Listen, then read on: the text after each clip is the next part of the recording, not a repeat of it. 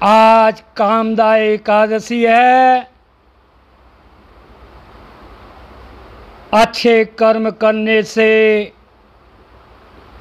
सभी कार्यों की पूर्ति होगी। वैसे भी एकादशी श्री कृष्ण को याद करने के लिए अच्छा दिन है। अब आज आपको कथा में भीष्म के धर्मोपदेश को सुनाते हैं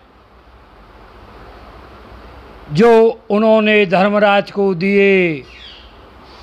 आप लोग जरूर सुनिए। सुनाऊं तात मेरी सतवानी,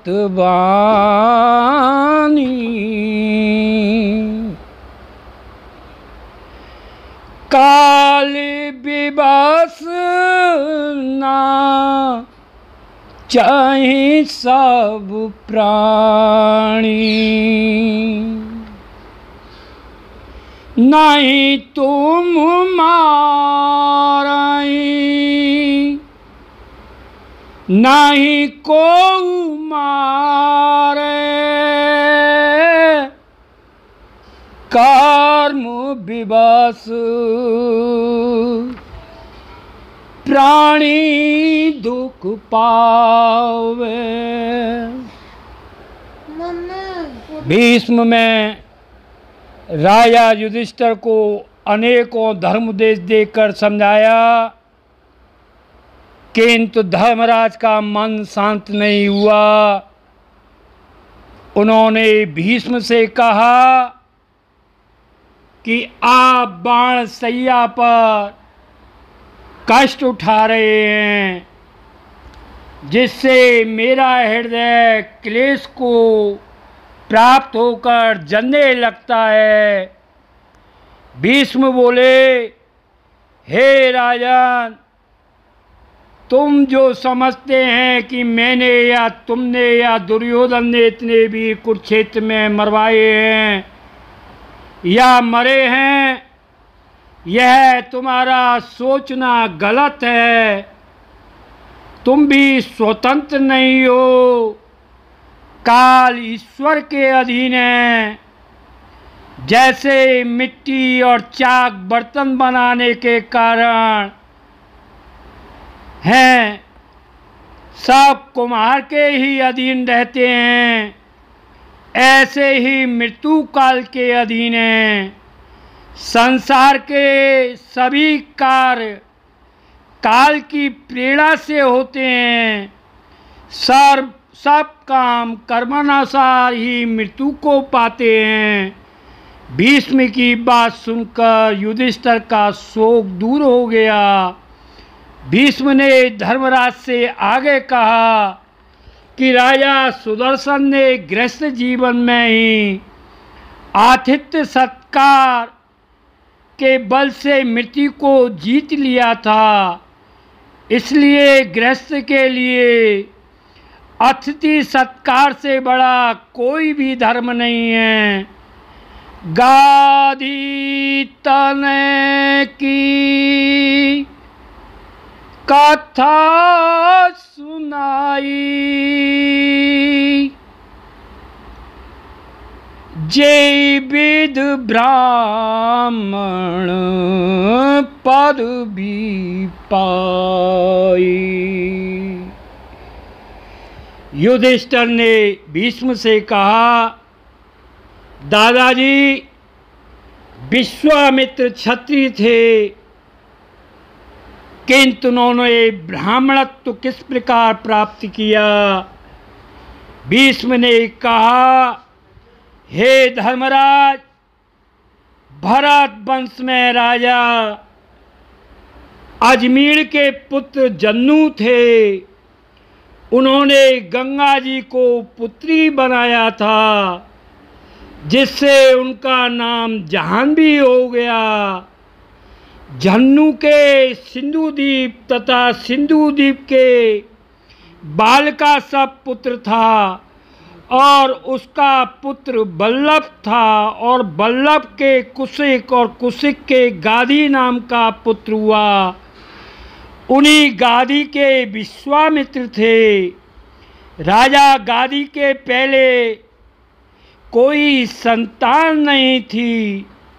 एक सत्यवती नाम की कन्या थी, जो यज्ञानुष्ठान से प्राप्त थी। चैवन ऋषि के पुत्र ऋषिक ने राजा से वह कन्या मांगी। तब राजा ने ऋषि से शुल्क में 1000 सफेद श्याम वर्ण के घोड़े मांगे। ऋचिक ने वरुण देव का आह्वान किया और फिर राजा को वे घोड़े देकर सत्यवती से विवाह कर लिया। एक बार सत्यवती को पुत्र की इच्छा हुई। तब ऋचिक मुनि ने कहा, मैं एक चरू तैयार करूँगा, उसे खाने से उत्तम पुत्र उत्पन्न होगा। उसकी माता ने कहा, बेटी मेरे लिए भी प्रार्थना करो। फिर सत्यवती ने माता को भी प्रार्थना की। ऋषि जी राजी हो गए। उन्होंने 2 पात्रों में दिव्य चरू तैयार किया और उसके बाद ऋचिक बोले, हे प्रिय, ऋतु स्नान के बाद तुम्हारी माता पीपल वृक्ष का आलिंगन करे और इस पात्र के चरू को खा ले, और तुम गूलर के वृक्ष का आलिंगन कर इस पात्र के चरू को खा लेना। सत्यवती की माता बहुत ही चालाक और चंचल थी। उसने सोचा कि मुनि ने अपनी स्त्री को उत्तम चरू दिया होगा। उसने पुत्री को समझाकर उसका चरू खा लिया तथा गूलर का आलिंगन किया, और माता वाला चरू पुत्री ने खाकर पीपर का आलिंगन किया। ऋषि को इस बात का पता चल गया। तब उन्होंने भार्या से कहा, तुमने बड़ी गलती कर दी है। तुम्हारे चरू में ब्रह्म तेज था तथा तुम्हारी माता के चरू में क्षत्रिय तेज था। अब तुम्हारे क्षत्रिय तेज का पुत्र होगा। यह सुनकर सत्यवती घबरा गई। तब उन्होंने कहा, ये क्षत्रिय तेज वाला न होगा तो तुम्हारा पौत्र जरूर होगा। तभी सत्यवती के जमदग्नि और जमदग्नि के परशुराम क्षत्रिय तेज वाले हुए, और उधर उसकी माता के विश्वामित्र हुए। वे क्षत्रिय होकर भी ब्राह्मण हो गए। उनका वंश भी ब्राह्मण वंश कहलाया। इसके बाद युधिष्ठिर ने पूछा, पिता में दैव्य भाग्य और पुरुषार्थ में कौन श्रेष्ठ है? भीष्म जी ने कहा, इस विषय में वशिष्ठ और ब्रह्मा जी की वार्तालाप को सुनाता हूँ।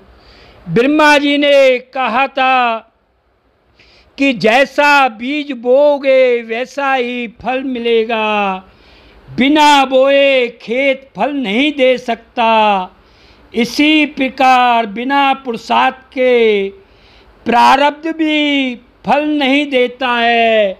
कर्म करना पड़ता है। मनुष्य का पुरुषार्थ है देव के भरोसे से पड़े रहना। नपुंसकता है। पुरुषार्थ करने पर दैव फल देता है। उसके बाद युधिष्ठिर ने पूछा कि जो ब्राह्मण को दान कहकर फिर दान नहीं देते, उनकी गति क्या होगी? भीष्म ने कहा, उसके जन्म भर के तप, होम, यज्ञात सब नष्ट हो जाते हैं। शास्त्रों का विधान है कि फिर 1000 घोड़ा देकर प्रतिज्ञा भंग का प्रायश्चित खत्म होता है। आज की कथा का आपको वर्णन कर दिया है। आगे की कथा का वर्णन यथाक्रम करते रहेंगे। जय यमुना मैया की।